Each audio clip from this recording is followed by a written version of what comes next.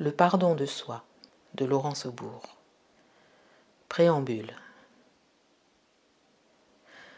En Occident, nous sommes confrontés à beaucoup de complexité, d'informations, de sollicitations, de rapidité, de toxicité de toute nature. On peut voir cela comme un handicap et considérer le monde actuel comme un ennemi, ou envisager la possibilité de le vivre comme un terrain d'apprentissage spirituel accéléré. J'aime à dire sous forme de boutade qu'il est plus facile d'atteindre un état méditatif extatique dans un stage loin de tout que de le faire en travaillant sous pression tout en élevant des enfants et en vivant ou pas une relation de couple. C'est ce que j'écrivais en 2017, sans me douter un instant que l'expérience allait s'intensifier. Nous sommes bousculés profondément et invités à accueillir, regarder et résoudre ce que ces ébranlements viennent comme décoller du plus profond de nous-mêmes. Comment faire quand le bruit extérieur ressemble à une cacophonie ? Comment retrouver confiance et quiétude quand les blablas et conflits de points de vue envahissent les médias et les conversations ? Comment cesser de subir les colères, les peurs, les angoisses, les pertes de repères, les chagrins qui se déclenchent face à ce qui se passe pour nous et autour de nous ? Comment mettre encore plus d'amour dans tout ça ? L'intention de ce livre est de vous proposer des clés et des outils pour vous rapprocher avec bienveillance et douceur de qui vous êtes vraiment. De mes années d'apprentissage et de pratique de déploiement personnel et spirituel, je n'ai conservé au quotidien qu'une posture que j'appelle le grand retournement et quelques protocoles. Je continue à m'émerveiller de leur puissance et de leur simplicité. Ils demandent cependant de la présence et de l'entraînement pour devenir de plus en plus spontanés. Je ne vous apprends sans doute rien en vous disant qu'après des millénaires aux commandes, l'ego totalitaire s'accroche et utilise des stratégies très malignes pour reprendre et garder le contrôle. Je partage aussi des outils, des exercices ou des explorations intérieures utilisables dans la vie ordinaire. Cette deuxième édition s'enrichit de contenus intemporels, d'articles de mon site internet. Des accompagnements audio vous guident également tout au long de l'ouvrage. Dans le premier chapitre, je vous parle du trousseau de 4 clés essentielles de mon parcours d'apprentissage. Le deuxième chapitre présente les principes qui soutiennent ma pratique quotidienne. Le troisième chapitre est consacré au pardon de soi, l'approche qui m'a permis de me réconcilier profondément avec moi-même et avec ma vie. Ho'oponopono est une pratique simple et puissante à laquelle ont été consacrés de nombreux ouvrages. Elle fait partie intégrante de ma vie et m'aide à me réconcilier avec tout ce qui est. Je la présente au 4e chapitre. Comment mettre l'amour, avec un A majuscule, aux commandes de sa vie ? Je partage cet apprentissage permanent dans le chapitre 5.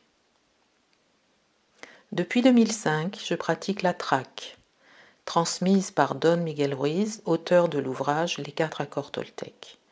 Elle est présentée dans le chapitre 6. Le chapitre 7 est pragmatique. Comment répondre rapidement avec le pardon de soi et Ho'oponopono dans les situations courantes de la vie, même les plus inattendues ou inextricables.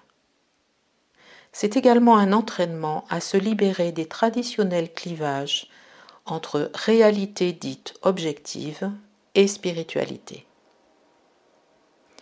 Le chapitre 8 ouvre vers d'autres horizons. Le chapitre 9 est un conte.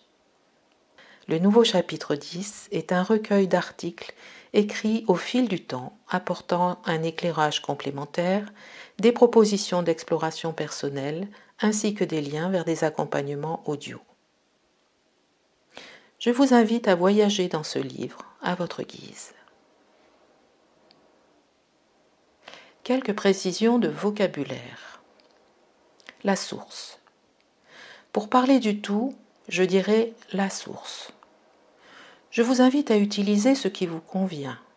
Le divin, la divinité, Dieu, le un, Dieu Père et Mère, parent de tout ce qui est, l'univers, le grand esprit.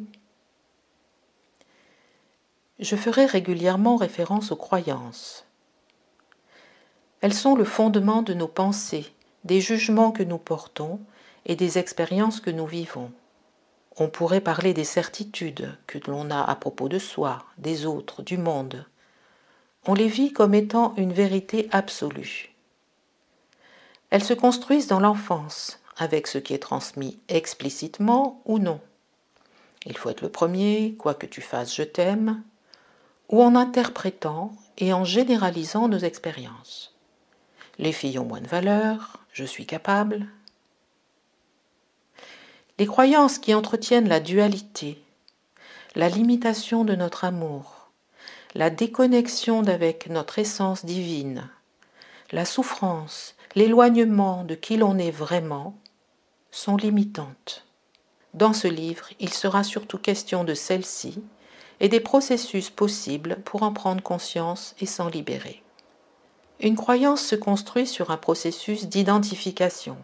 Par exemple, je suis indigne plutôt que je me sens indigne. Beaucoup d'entre elles, parce qu'on les considère comme la vérité, sont inconscientes. Elles peuvent être personnelles. Par exemple, quoi que je fasse, je ne serai jamais à la hauteur. Familiales. Si tu n'es pas le premier, tu as échoué. Culturelles. Montrer ses sentiments, c'est être faible. Global. Il faut souffrir pour réussir. Toutes les voies de sagesse invitent à mettre en œuvre une discipline personnelle pour lever le voile sur les visions limitées et erronées que l'on porte sur soi et sur le monde. Dans les ouvrages qui abordent le thème des croyances que j'ai lus, je recommande ceux de Miguel Ruiz, par exemple Les 4 accords Toltec ou La maîtrise de l'amour. J'aime son approche simple et imagée pour en parler. Je parlerai de mémoire.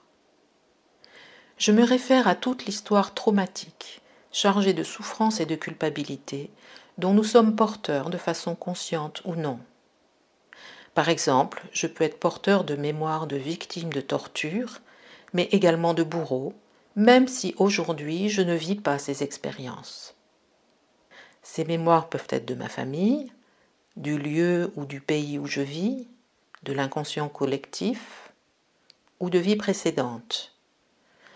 À ce sujet, si vous n'avez pas la croyance que votre âme vit plusieurs expériences humaines, vous pouvez faire l'expérience que nous sommes porteurs, sans savoir comment cela fonctionne, de mémoire collective. Amour avec un grand A et amour avec un petit a.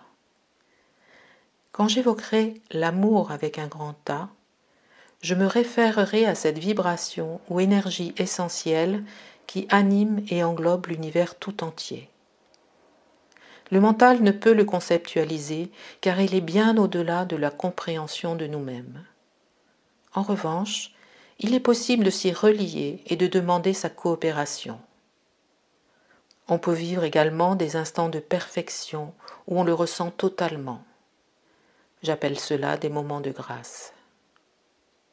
Quand je parlerai de l'amour avec un petit a, ce sera celui que nous manifestons en tant qu'être humain. Mes recommandations. Ne me croyez pas. Ne croyez pas non plus ce que vous raconte votre mental à la lecture. Il ne peut pas comprendre ce qui se joue à un niveau plus élevé ou plus global de vous-même. Entrez dans l'expérience, écoutez, observez, sentez si cela vous convient. Faites votre propre cuisine en choisissant vos ingrédients. Je vous invite à commencer immédiatement avec cet accompagnement audio inspiré de la méditation Nexus de Robert Waterman.